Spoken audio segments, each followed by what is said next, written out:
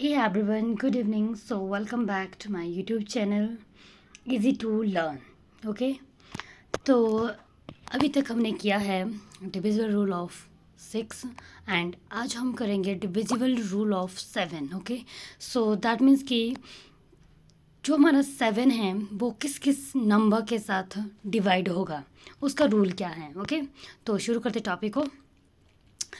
तो number last digit multiply by 2 and remaining number is subtract by multiplied numbers. Okay that means हुआ कि जो हमारा ये 7 का डिविजिबल रूल है, ओके जिससे कि हमें ये पता चलेगा कि 7 हमारा किसके साथ डिवाइड हो रहा है, मैं कौन सा नंबर है जो कि 7 को डिवाइड करता है.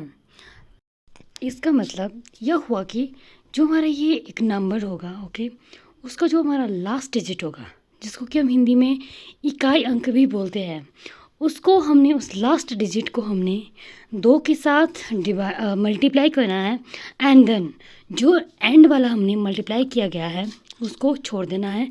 एंड उसके बाद जो नंबर बचेगा, अगर वो एक अगर कोई जैसे कि मतलब कि 100 से ऊपर की होगी, तो अगर हमने लास्ट डिजिट को 2 के साथ मल्टीप्लाई किया गया है तो दैट मीन्स कि उसके बाद 2 संख्या बचेगी, है ना. उसके साथ वो मल्टीप्लाई करके जो आंसर आएगा उसको हमने माइनस करना है. ओके तो एंड जो दैट मीन्स कि जो हमने 2 के साथ मल्टीप्लाई किया, जो भी आंसर आएगा 2 के साथ मल्टीप्लाई करने के बाद उसको हमने बच्चे उन संख्या के साथ माइनस करना है. तो ये है हमारा इसका रूल. एंड अभी मैं आपको इसके एग्जांपल्स बताती हूँ, जैसे कि अब मैं आपको इसका एग्जांपल देती हूँ कि जो हमारा 7 का रूल है उसको कैसे हम फॉलो करेंगे. ओके तो जैसे कि फॉर एग्ज़ाम्पल आपके पास कोई नंबर है, मैं आपको छोटा से छोटा नंबर देती हूँ, जैसे कि 49 है ना. तो 49 को हमने देखना है कि ये हमारा 7 के रूल में आता है या नहीं आता है. ओके तो जैसे कि मैंने बताया आपको कि क्या करना, जो हमारा यूनिट डिजिट है, जो हमारा लास्ट डिजिट है, इसको क्या करना, हमने 2 के साथ मल्टीप्लाई करना है. तो वो हो गया 18. ओके अब जो यहाँ पर बचा हुआ नंबर है इसको हमने इस 18 के साथ लेस करना है. तो अगर हम करेंगे 18 माइनस 4, सो दैट मीन्स हुआ कि हमारा बचा 14.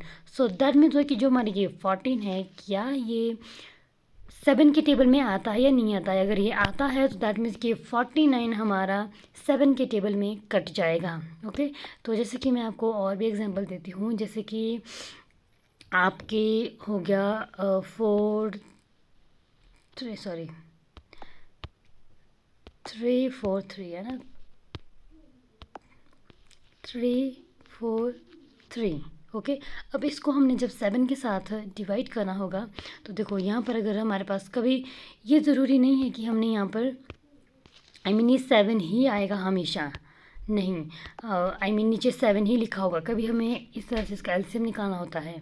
तो इस केस पे हमें डायरेक्टली कैसे चलेगा पता कि किसके टेबल में, हम देखेंगे पहले कि 2 के टेबल में देखेंगे. 2 का तो यहाँ पर हमें इवन नंबर चाहिए होता है, और 3 में देखो 3 और 3 हो गया हमारा 6, और 6 प्लस 4 हो गया 10.